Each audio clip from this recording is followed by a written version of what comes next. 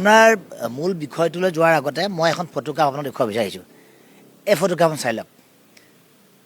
অসমৰ ৰাইজেও এইজন ব্যক্তিক এবাৰ চিনি লোৱা ভাল। অৱশ্যে ইতিমধ্যে সমামাধ্যমে এই মানুহজনক চিনি পাইছেই, তথাপিতো এখেত হ'ল ডাক্তৰ বেদব্ৰত পাঠক। এখেত গুৱাহাটী মহানগৰীৰ মঠগড়িয়াত থকা গেট হস্পিটেলৰ তেখেত স্বত্বাধিকাৰী, আৰু তেখেতে নিজকে এজন চিকিৎসক ৰূপে চিনাকি দিয়াৰ উপৰিও তেখেতে সমাজকৰ্মী হিচাপে চিনাকি দি বেছি ভাল পায়। কিন্তু সমাজকৰ্মী হিচাপে তেখেতে চিনাকি দিলেও বা তেখেত ডাক্তৰ হিচাপে তেখেতে প্ৰমাণপত্ৰ থাকিলেও এখেত আচলতে এজন মানে চুৰ। অৰ্থাৎ চুৰ মানে কেনেকুৱা ধৰণৰ চুৰ? এখেতে নিজৰ জাতিটোক মানে চুৰ কৰিছে। অৰ্থাৎ এখেত এগৰাকী জাতিগত প্ৰমাণপত্ৰ চুৰ কৰা ডাক্তৰ বেদব্ৰত পাঠক। এতিয়া মূল কথাটোলৈ আহোঁ। মই আপোনালোকক আৰু এখন বস্তু দেখুৱাব বিচাৰিছোঁ।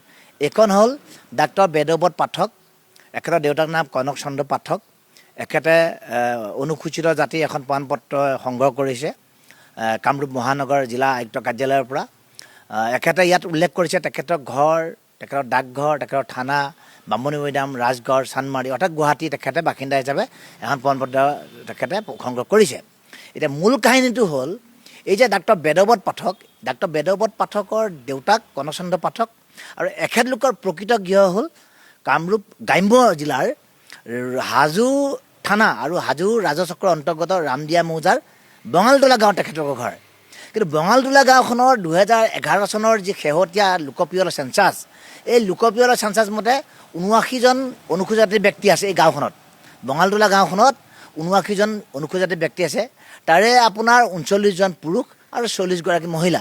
কিন্তু এই যে 2011 চনৰ লোকপিয়লৰ তথ্য, এই লোকপিয়লৰ তথ্য 1951 চনৰ NRC, 1961 চনৰ আপোনাৰ লোকপিয়লৰ তথ্য গোটেই ভাৰতবৰ্ষৰ, 1981 চনৰ লোকপিয়লৰ তথ্য, 1950 চনৰ ভোটাৰ তালিকা, অৰ্থাৎ কোনো ধৰণৰ নথি পত্ৰত ডাক্তৰ বেদব্ৰত পাঠক, তেওঁৰ দেউতাক কনকচন্দ্ৰ পাঠক অথবা তেওঁলোকৰ পূৰ্বপুৰুষসকল অনুসূচিত জাতি বুলি কোনো প্ৰমাণপত্ৰ নাই, প্ৰমাণ নাই, স্বীকৃতি নাই। অৰ্থাৎ এখেত অনুসূচিত ব্যক্তি নহয়।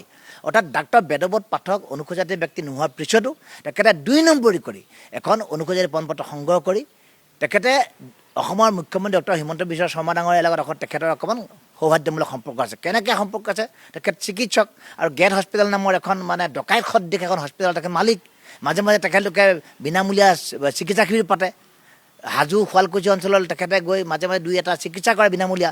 এই যে বিনামূলীয়া চিকিৎসা কৰে, আৰু সেই সমষ্টিৰ বিধায়ক হিচাপে আমাৰ মুখ্যমন্ত্ৰী দুগৰাকীলৈ তেখেতলোকৰ এটা ভাল সম্পৰ্ক আছে।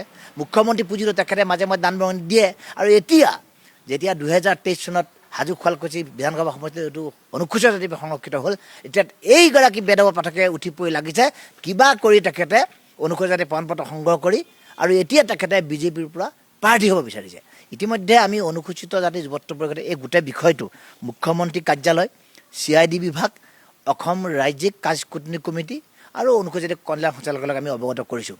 আমি 2-এটা দিনৰ ভিতৰতে এই 2 নম্বৰ যিগৰাকী আমাৰ ডাক্তৰ বেদব্ৰত পাঠক, এখেতৰ বিৰুদ্ধে হাজো থানা, চানমাৰি থানা, কামৰূপ মহানগৰ আৰক্ষী কাৰ্যালয় আৰু আপোনাৰ অসম চৰকাৰৰ মুখ্যমন্ত্ৰী কাৰ্যালয় আমি গোচৰ ৰুজু কৰিম।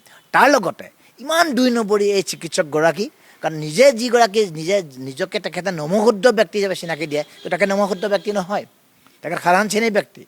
তেখেত কোনো কাৰণে অনুসূচিত ব্যক্তি নহয়। তেখেতটো নহয়, তেখেতৰ পিতৃ কনকচন্দ্ৰ পাঠক নহয় কনকচন্দ্ৰ পাঠক অনুসূচিত ব্যক্তি, আৰু তেখেতৰ পূৰ্ব কোনো নহয়, কোনো তথ্য পাতি নাই। আৰু তেখেতলোকৰ ঘৰৰ যিবিলাক কাম কাজ, মাংগলিক কাম কাজ, সমাজৰ যিবোৰ কাম কাজ, ককাই ভাইৰ যিবোৰ চিনাকি, সকলোবোৰ সাধাৰণ শ্ৰেণীৰ। গতিকে এতিয়া এখেতে ৰাজনৈতিক নেতা, মন্ত্ৰী বিধায়ক হোৱাৰ এটা ধান্দা লগাইছে, এটা মহা ধান্দা লগাই পেলাই তেখেতে হ'ব বিচাৰিছে অনুসূচিত জাতি, আৰু অনুসূচিত জাতি 2 নম্বৰী প্ৰমাণপত্ৰ সংগ্ৰহ কৰি তেখেতে বিধায়ক হোৱাৰ সপোন দেখিছে। এই সপোন তেখেতে ফলিয়াব দিয়া নহ'ব।